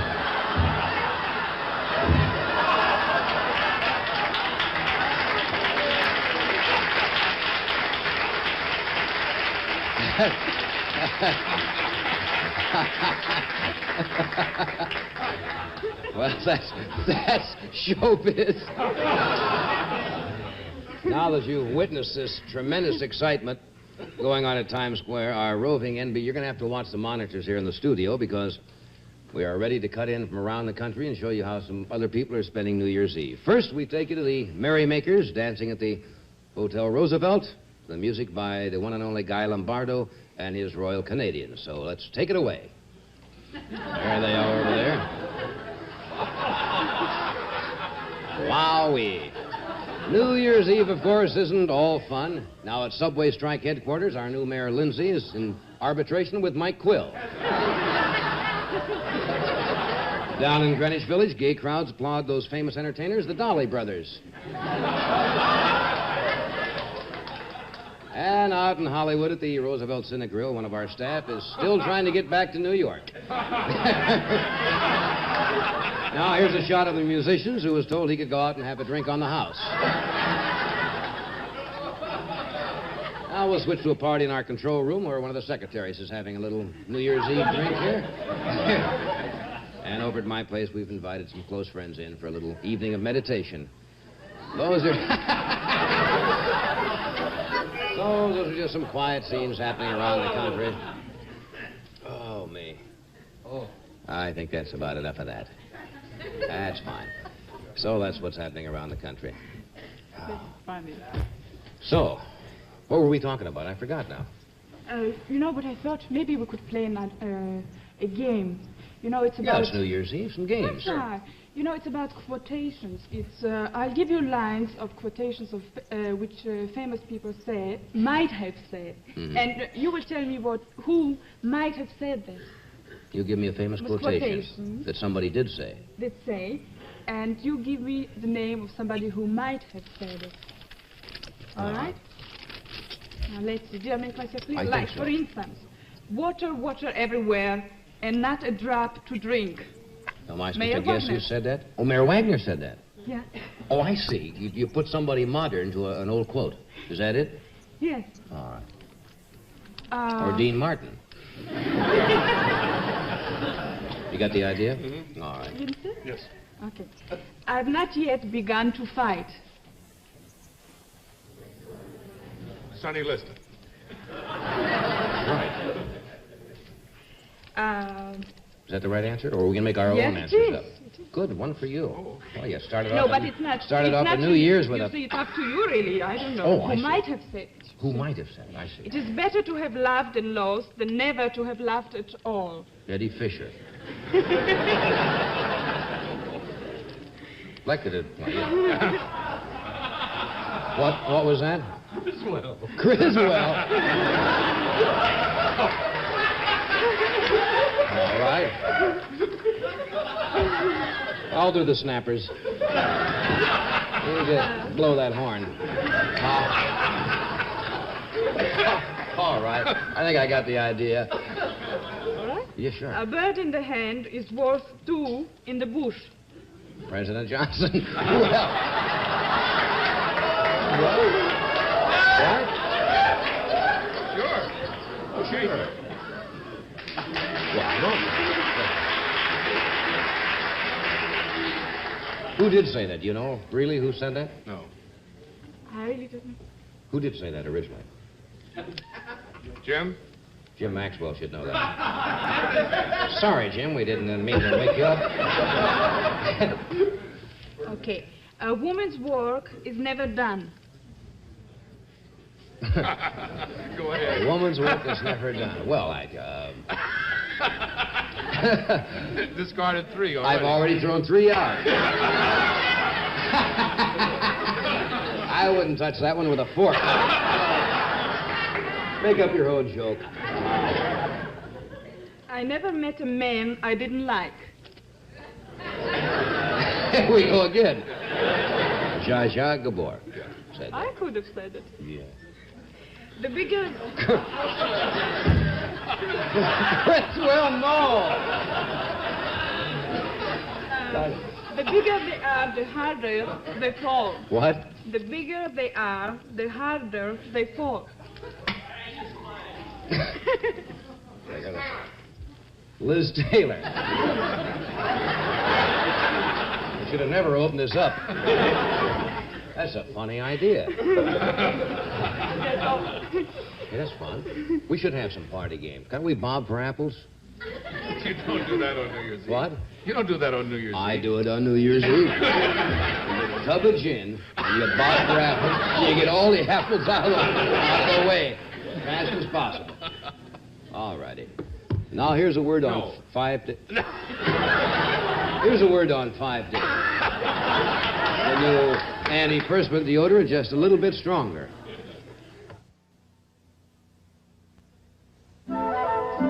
Start the day with 5-day. Feel shower clean all day. Keep odor away with 5-day. Feel shower clean all day. New 5-day deodorant pads really do let you feel shower clean all day. They actually clean odor away as you rub protection on. Use one each day, throw it away. 5-day is not just a deodorant. It's a deodorant and an antiperspirant, both contained in one convenient pad. Inside are 2, yes, 2 most effective ingredients. One protects you against odor, the other against perspiration. So, start the day with 5-day. Feel shower clean all day. 5-day pads, cream, roll-on. Just a little bit stronger to protect you against odor and perspiration, too. Well, tonight, because it's a new year, we looked high and low to find the most sophisticated, suave personality around. Woody was with us 2 years ago. Yes. On New Year's Eve, so we thought we might as well have him back tonight because he wasn't with us last year. Would you welcome a most bright, amusing gentleman, Mr. Woody Allen?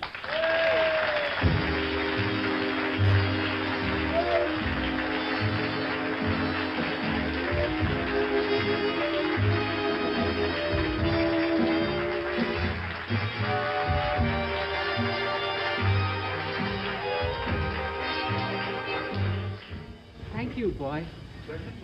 I'm fantastically excited. Are you really? I am. I've been waiting all year long.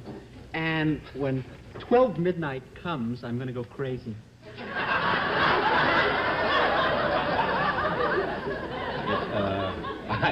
I hate to be the first one to tell you, but about 15 minutes ago was the start of the New Year's. It's over, right? It's over. I spent New Year's for the first time in my life together.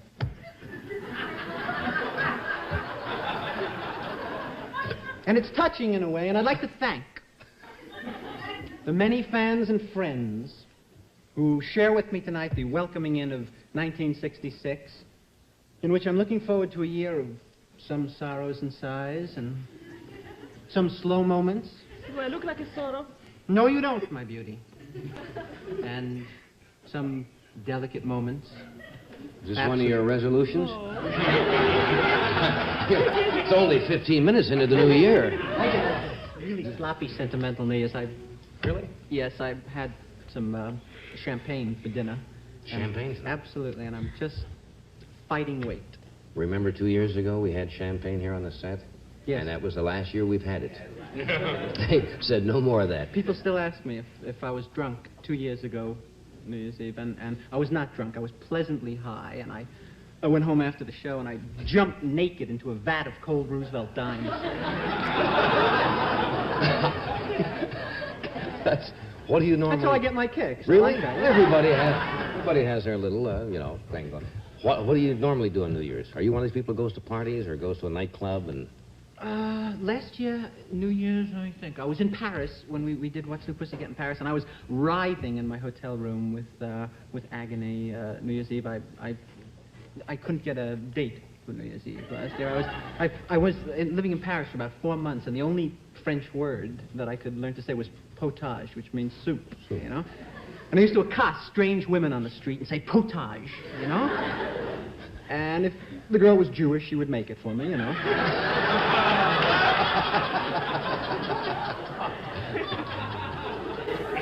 You were around some beautiful women there. I mean, you know. Oh, can I tell you something? Sure. I have always, you know, I'm a connoisseur from beautiful women. Mm. That's my thing in life. I would rather be with a beautiful woman than almost anything else. And, except my stamp collection. If it came to an out-and-out choice. Yes. And the great woman of the world for me was always Bardot. I always felt that she was, without a doubt, the greatest thing in the world. And Sophia Loren I liked. I was not crazy about Sophia Loren physically, but I'm having an operation, and that's going to be changed now. And also Julie Christie, the girl who starred in Darling, I also felt was spectacularly beautiful. And I never met any of them or anything.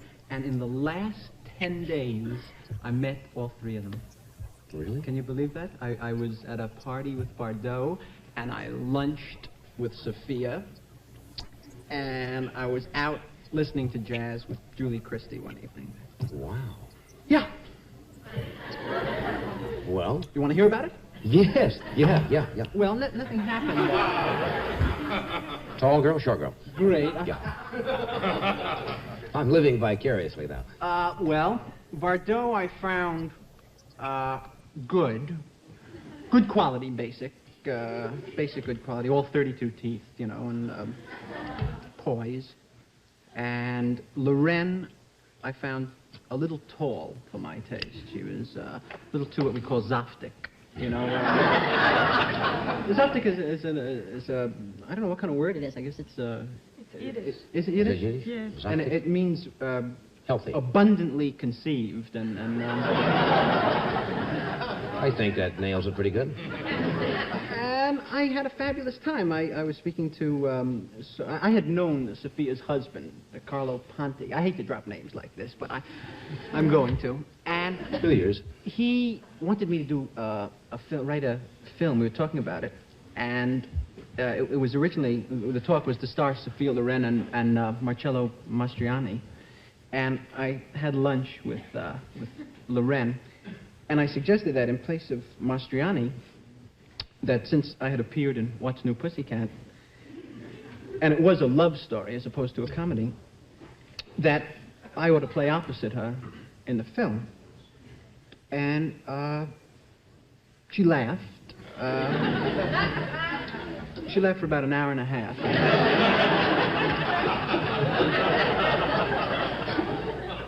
And then she made a funny Italian gesture of some sort, and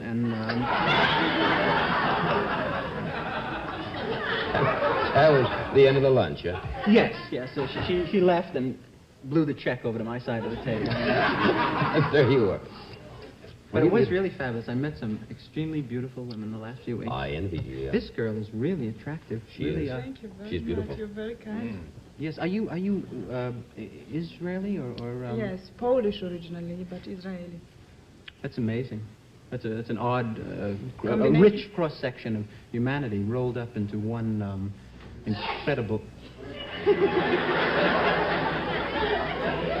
Let's see. I was in the back row. Let's see how long it takes for it to work its way down. Affect the whole audience. I'll do this first. And now a few words for the new year from Budweiser, King of Beers.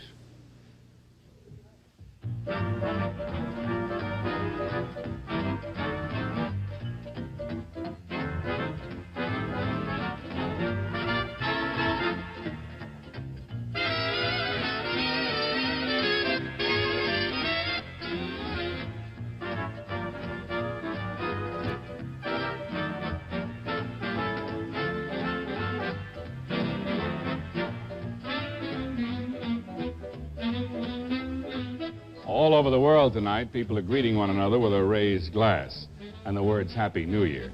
And so a toast from the Budweiser people to the many friends of The Tonight Show. To 1966, live life, every golden minute of it. Enjoy Budweiser, every golden drop of it. Happy New Year.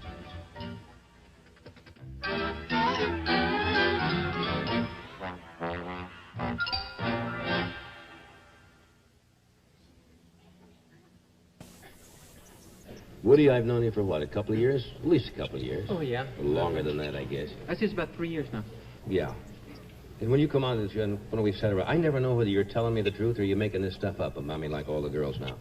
Oh, well, that's... You lie, or is this for real? That was true. I am a compulsive liar, though. I will not hesitate to lie to prove my point all the time. I had a bad childhood, and I lied to compensate for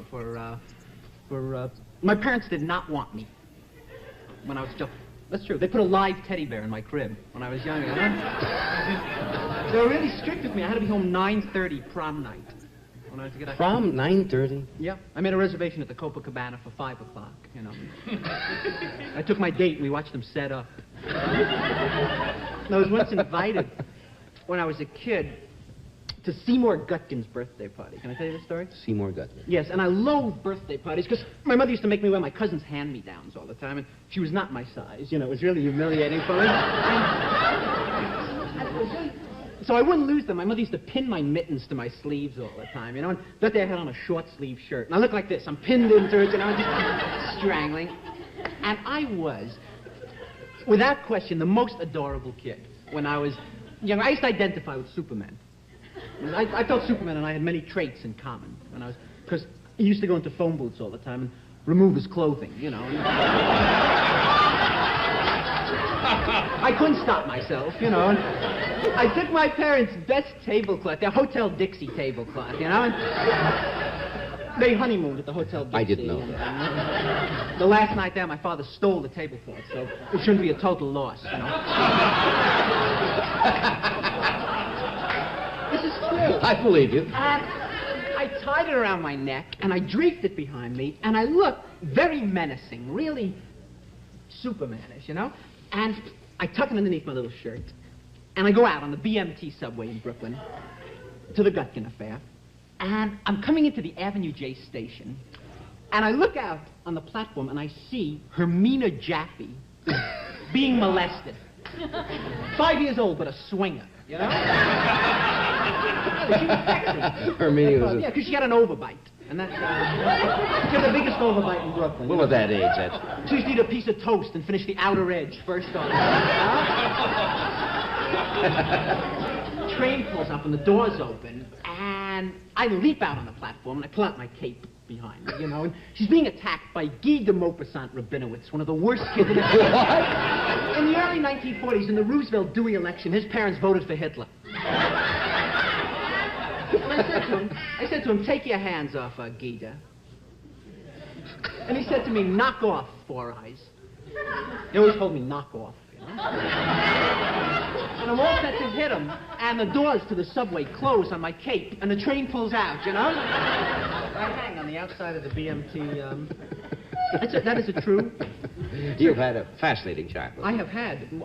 Can I tell one of the quick subway stories? Yeah, we got a minute or so. I was once, listen to this, terrorized as an adolescent on the BMT. I was on my way to an amateur music contest when I come from a semi-musical family. You should know that. My father used to play the tuba when he was he tried to play Flight of the Bumblebee on the tuba. He blew his liver out through the horn, you know.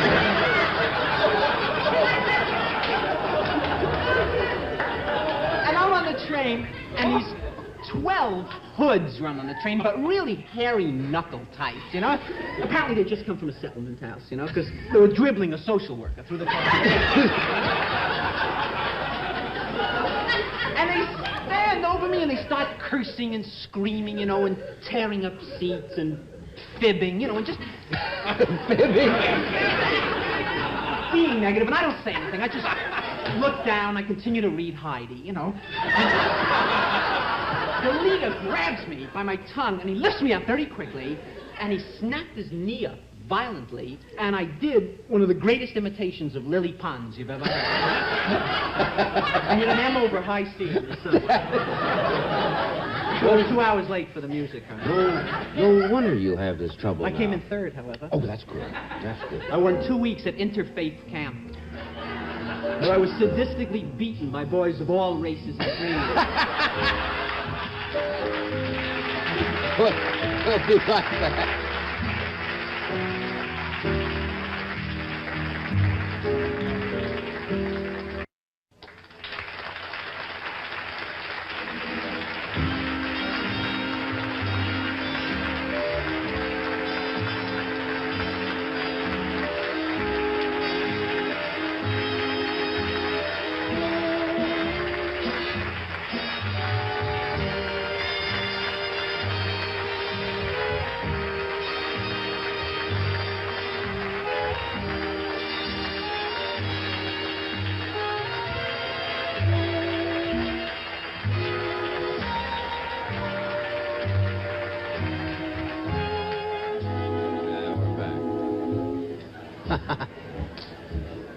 I'm glad we took that shot of the audience. It'll help the police make identification on your way.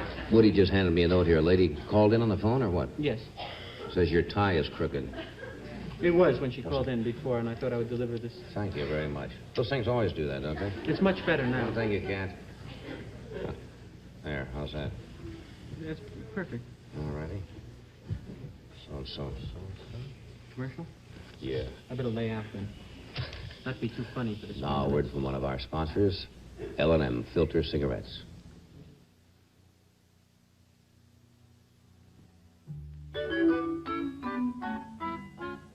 Come on over to the L&M side.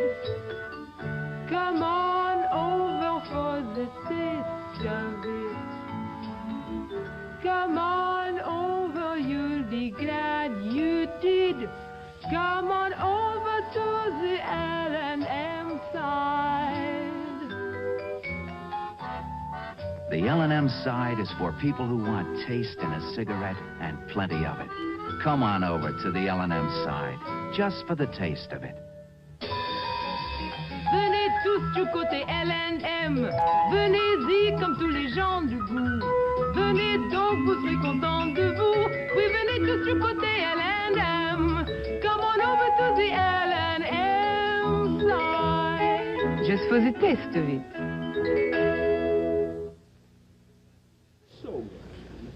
Every time we have our friends the Muppets on the show, they come up with something vastly clever. Tonight they have prepared 2 small sketches. The first one concerns a scene which is probably being acted out all over the country at this moment, since there's always someone who's left out of the celebration of New Year's Eve. So would you welcome, please, the very talented Muppets.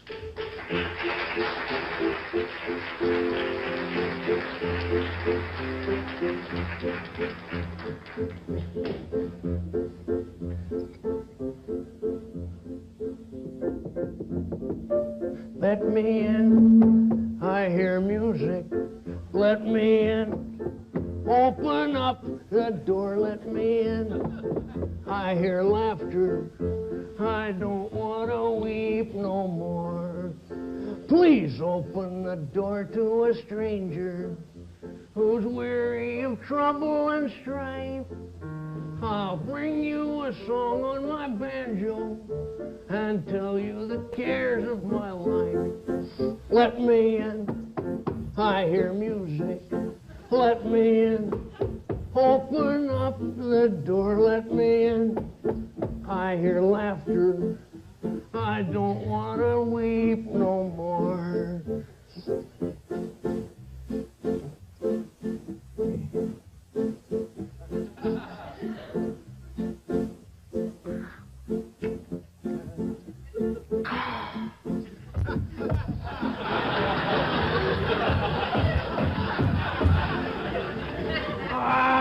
Plenty dear friends in St. Louis.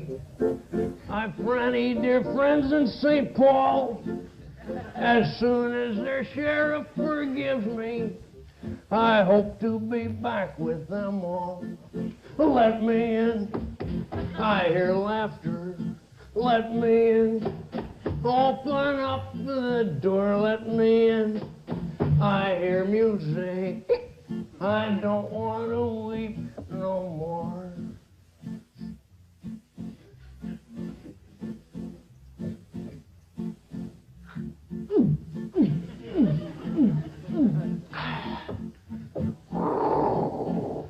I courted a widow with money, and all of it locked in a keg. But she had a hound dog named Sonny. Just look at these teeth on my leg. Let me in.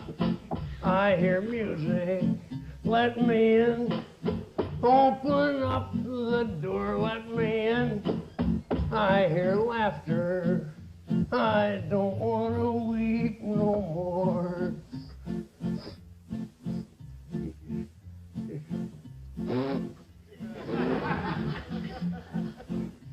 Oh, Mother, how you tried to warn me. Oh, Mother, you said not to roam. How true were the words that you told me. Oh, Mother, I want to go home. Let me in. I hear laughter. Let me in. Open up the door. Let me in.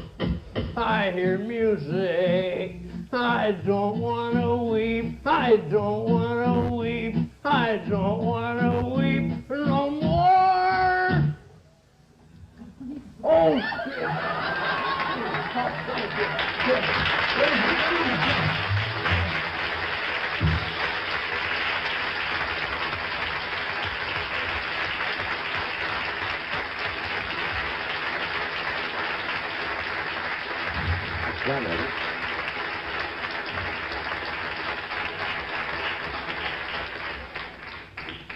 Jim Henson, who is the creator of the Muppets, will be back. They're going to do another little vignette here for us.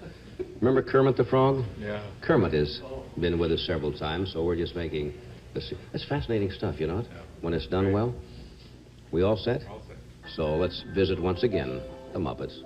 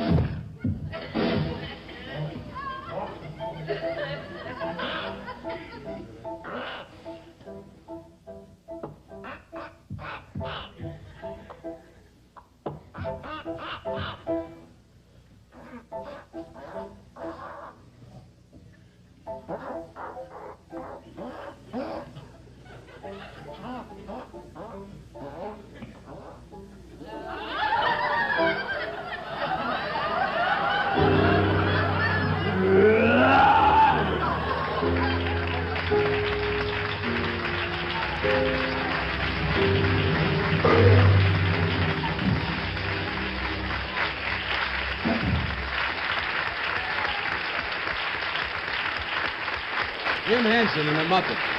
Jim.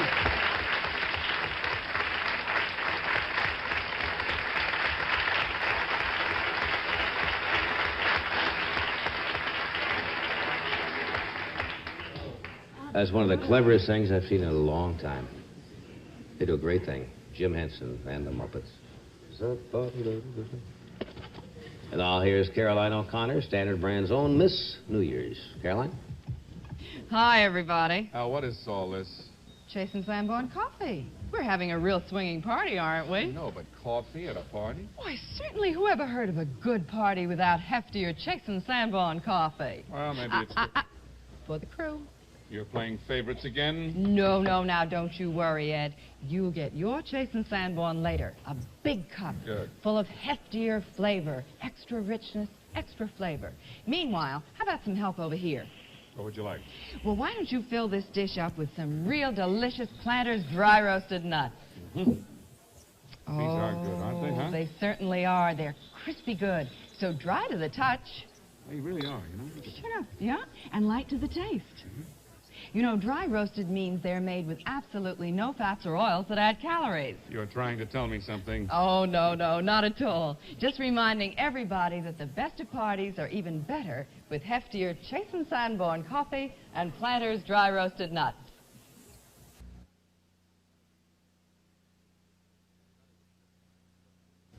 Here's another good friend of ours who's got one of the best baritone voices to be found anywhere. We refer to him as the Tex Ritter of the Metropolitan Opera. Would you welcome, please, William Walker. Bill.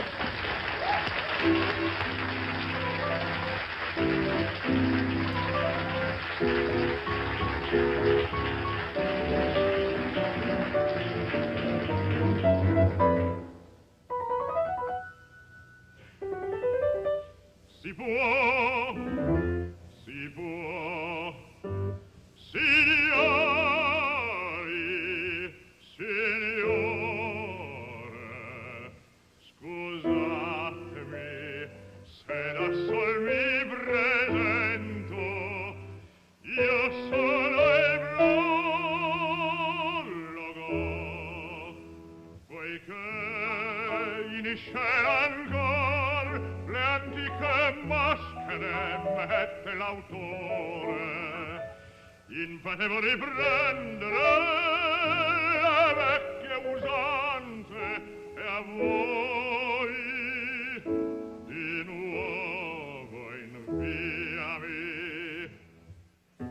Ma non per dirvi come bria le lacrime che noi versiamo son false degli spasimi e le nostri martir non la lavatevi. No, l'autore ha cercato un vengiapingeme, uno squarcio di vita. Egli è che massima sol che l'artista un uomo, e che per gli uomini scrivere deve, ed al vero ispirava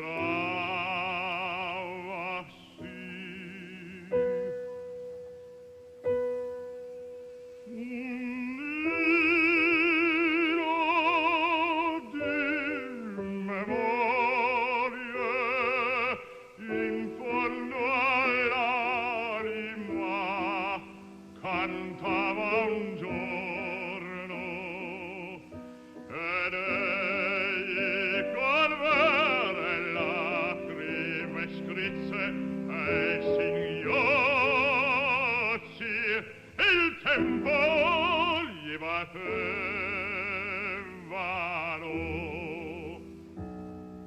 Dunque, vedrete amar, siccome sono gli esseri umani, vedrete nell'olio i tristi frutti, e il dolore, gli spasimi, gli lovi aurate e risate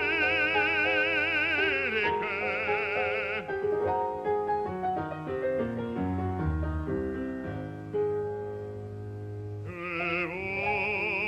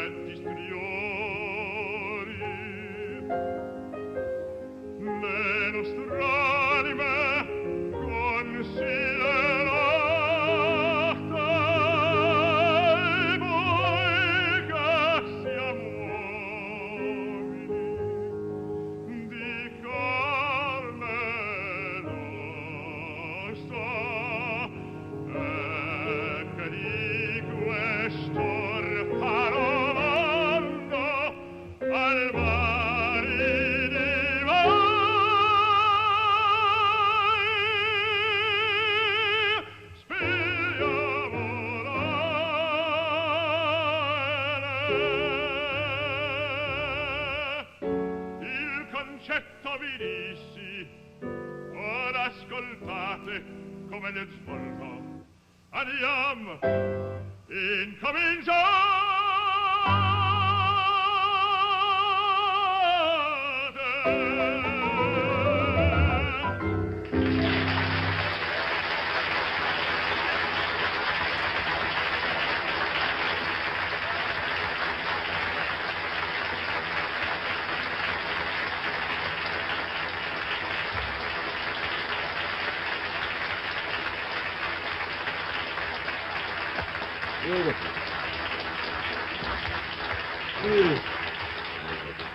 That was beautiful. Thank you, John. Was kind of hoping you'd do something like Blueberry Hill, but that was... Hey, let me ask you a question now. It's about 13 minutes before 1 o'clock in the morning. Does this bother you singing this late? Well, I don't know. I try to gear my day to when I'm going to sing during the day. You know, at the Opera House, you have to sing at 10 o'clock in the morning for rehearsals often. And then you have performance. You try to... You know, I try to pace myself during the day. I take a nap in the afternoon, and I don't sleep too late, because if you do, then you have to vocalize and work and get everything, all the juices going again. You know? Most people, the voice starts to go late in the evening or early in the morning. Well, I took a nap this afternoon. I knew I was going to sing late tonight, so, you know. You really took a nap? How about that? Sure. Wow, How my about gosh. that? Well, you know. Did they read a bedtime story to you? I have a little girl who reads me bedtime stories from time to time. How are your youngsters? Oh, they're fine, thanks. My little girl is 6, and we were terribly... She's 7. She's terribly concerned about... We weren't surprised. How old is she, Bill? She's as far as I remember... Take your time. It's all right. Would you mind helping me with this?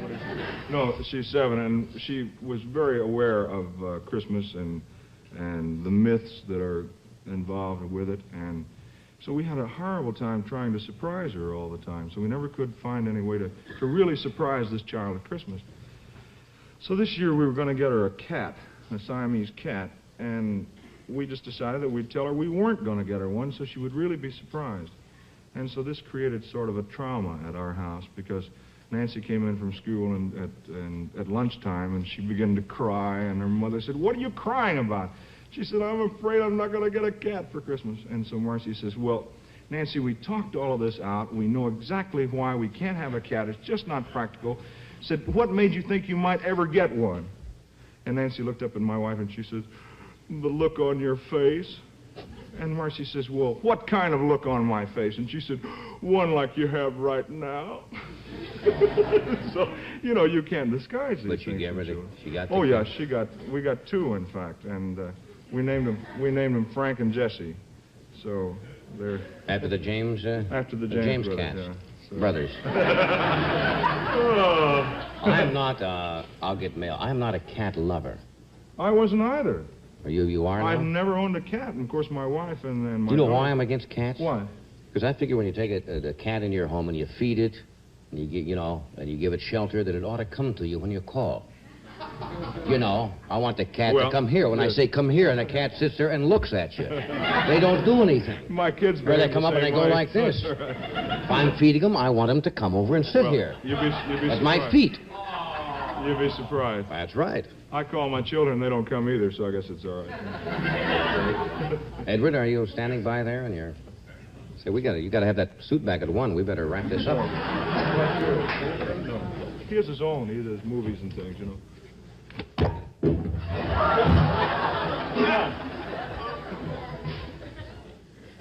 Road 8 for me. That's a great Sorry movie. about that. Thank you. And now for antiseptic throat aids, here's Ed, who's an authority on three-way action. I think you have that wrong, John. I'm not the authority on three-way action. F&F's the authority on three-way action that you want when you're suffering from painful minor sore throat pain. When you have that raspy, rugged sore throat and it hurts.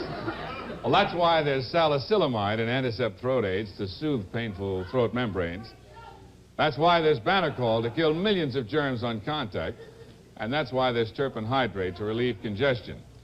Relief? Yes, and pleasant tasting, too. You will like the cool, minty flavor of antiseptic throat aids as they dissolve in your mouth. Remember, for a cold, follow whatever advice you think best. Rest, aspirin, or cold capsule. But for that miserable sore throat, get soothing relief with Anticept Throat Aids.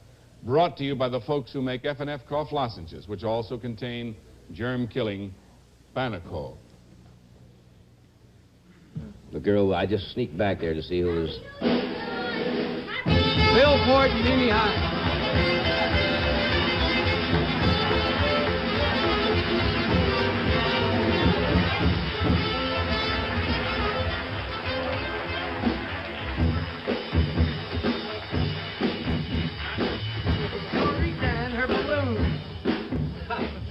All right, Bubbles. Oh, Mimi, how are you? Philip? Hello, Johnny. Philip. Hello. Hi, Woody. Nice to see you. Oh, Bill. Mimi. Nice to see you. Nice to see you, Bill. This is an understatement. This is an How can I... Sit on those guineas. Did you just finish Funny Girl? I'm still in it. I think I'm going to... No, I didn't. I know, but... Oh. Mimi and Yeah. Phil open in Funny Girl, December the 27th. And great reviews. Oh, Johnny, weren't they wonderful? Yeah. I think probably the nicest review of all was from your producer, Mr. Stark. Boy, he was... What is that? Sort of a Harpo Marx comment. What do you mean He was about so our sweet. producer? Huh? Well, he came backstage opening night after the show, and he gave me a big hug, and he kind of even gave Phil a hug, sort of, you know. Talk to you tomorrow, Art? What now, Art due for vacation?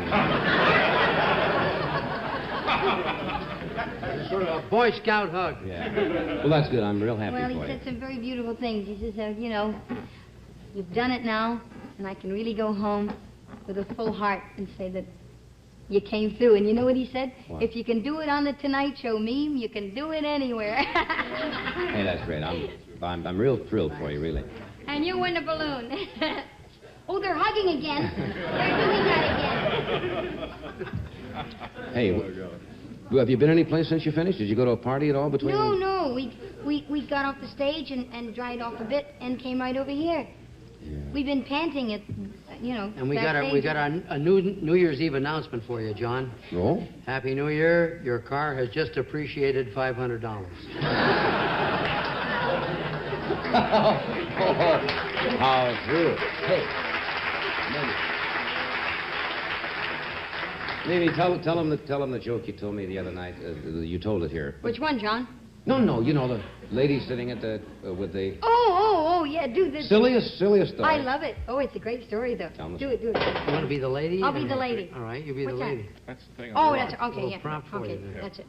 That's Set my up, duck. set up the scene and do that. Folks, that's a duck. That's a duck, folks. Where's that balloon? There it is. That's a duck. Okay. A lady who's had a few New Year's Eve drinks goes into a bar and she's got a duck under her arm. And she sort of staggers into there, and she staggers into that old bar, and she sits down. There's stagger in there, old girl. And she sits down at the bar, and there's one guy in the bar that's been there since Christmas. Let me order my booze.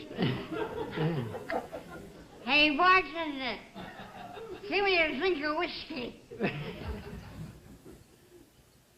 And this guy that's been in there since Christmas looks at her and he says, "What are you doing with that pig?" That ain't a pig, that's a duck. "I was talking to the duck."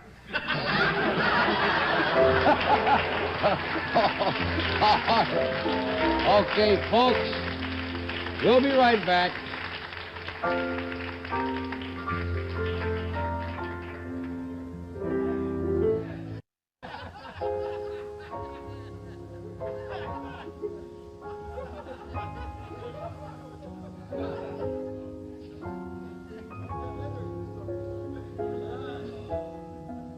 What a silly night this has been.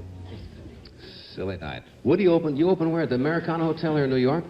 Yes, at the Royal Box of the Americana, January 17th. And you can hear these same jokes at a higher price. It's a lovely room, Woody. Yeah. Yeah, we had a ball in there, didn't we, hon? Yeah. It was just great. Really? It's a really groovy room, yeah. I have to They're right admit, around you, you know. I was there one evening in my life. I substituted when Pearl Bailey was ill. We Came down there and did a Oh, show. that's right. That's right. Is that right? For her there, yeah, and it looked like a good room. Yeah, it is. Anguilla is shortly. Is the movie out yet, Our Man from Flint? No, it's going to be released on January. Our Man Flint. Our Man Flint? Here in New York? Jim Coven, yes. Our Man Flint. Middle of January. Middle of January. Yes. That'll be in New York. Bill, are you going on tour or staying home or what? No, I'm at the Met until the 15th of January, sing the broadcast of the Queen of Spades. But, I am going to take a few days off next week. Woodrow, you're going to be here one night, aren't you? Yeah. But, but Monday night, Henry Morgan is going to be here. Tuesday, Sammy Davis is going to be here. Woody Allen will be here Wednesday night, right? Yeah, yes. Right over here. Corbett Monica on Thursday and Bill Dane on Friday. John, Yeah. it's really, for honest to goodness, hats and horns tonight. It really is. Finally. Hats and Finally, horns. it really Whoopee. happened. Hats and horns. Hey, I thank you all for coming tonight, and before we kind of finish, I would like to thank everybody at NBC and the whole Tonight Show staff for making this past year such a pleasant one for me and a whole gang, and we're going to be here all of next year, and I thank for a little while longer anyway. Good, John. So thank you all. Good thing when you got one, Johnny. Yeah, tell them, kid, I was talking to the duck. Good night, Gila. Good night, Bill. What do you think? Thank you, Bill. Good night.